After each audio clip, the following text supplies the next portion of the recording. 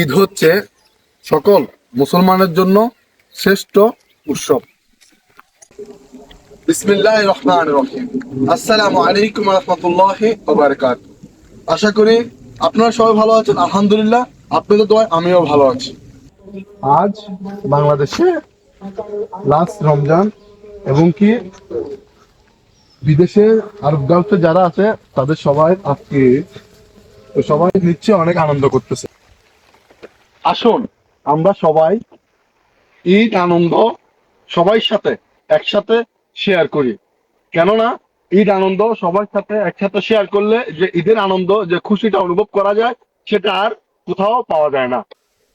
ঈদ মানে আনন্দ, ঈদ মানে খুশি। আমি বাংলাদেশের পক্ষ থেকে সকল প্রবাসী রেমিটেন্স যোদ্ধাদেরকে জানাই ঈদ মোবারক ও ঈদের শুভেচ্ছা। আর বিশেষ করে প্রবাসে যারা আছেন, আজ তাদের ঈদ।